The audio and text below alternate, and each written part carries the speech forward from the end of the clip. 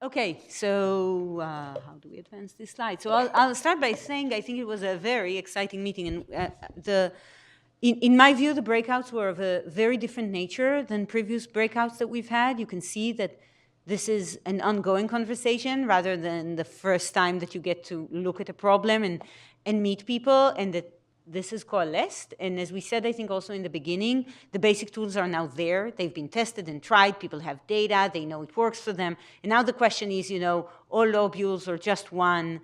And there's even consensus that's emerging in each of the organs.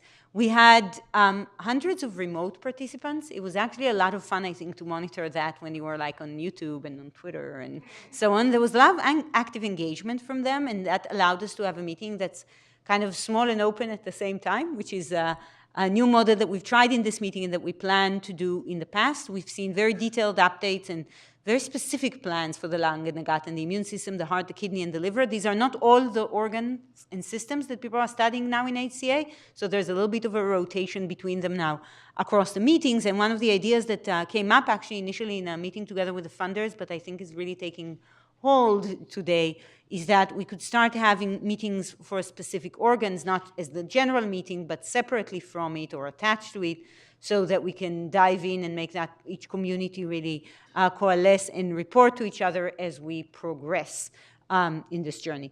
Some favorite tweets. I thought the one from Naftali Kaminsky was very lovely because he juxtaposed how nice it is here to how difficult things are in the general world. And so we hope that some of the HCA spirit will expand. People were excited to see everything. The ethics, for example, was highlighted by a participant.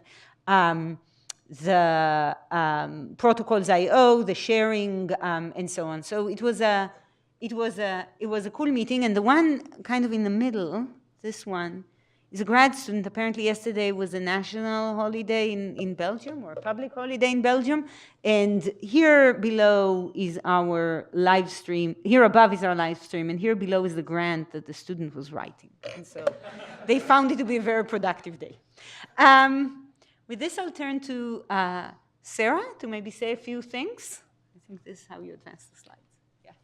So I just want to say a huge thank you to the Broad team, to Aviv, of course, but also to Jane Lee and to who's been amazing from the HCA Executive Office here, to Tracy Andrew from the Executive Office in Sanger, to Masaki Furuno and Miho Ito from Japan, from Riken, from the HCA team. And also massive, massive big thank you. I know it's been a tremendous effort from Christine Schwenk and Elliot Boblet working with her. And I think we should just give that team of people a massive thank you.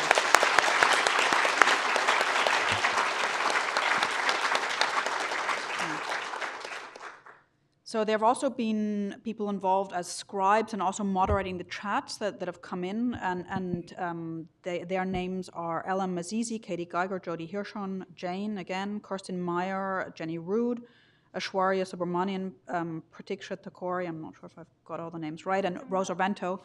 And let's say a big thank you to all of them as well. And without further ado, I will hand over to Piero. Thank you, and I'll be short. But this meeting was great, but it's not the final meeting. So we are planning the next stage, and actually, so please keep save the date. So we're gonna bring you to Japan. So this is a picture from Jay. Actually, has been analyzing how people move in Shibuya, because even if you don't know what is the most complex organ, we know that Tokyo is the most complex city. So we are the Disney of how people move. That about 30 million people in Tokyo now, plus many subways. So it will be a very interesting organ to study. Anyway, keep in mind those dates. We have a workshop. Before we just heard that EMBO is happy to support us, and then the Human Cell Atlas. Tokyo is not only science. We have a lot of food, traditions, many places to see, nature, and also we have a Chung that is, he was here that he promised to take you to a bath with the monkeys. Actually, there are, it is a true picture that, I mean, in some places you can see that. And also I'd like to thank all the speakers that have accepted already to to talk there. Many of you are in the room. Thanks a lot, and see you in Tokyo as many as possible. Thank you very much. Thank you.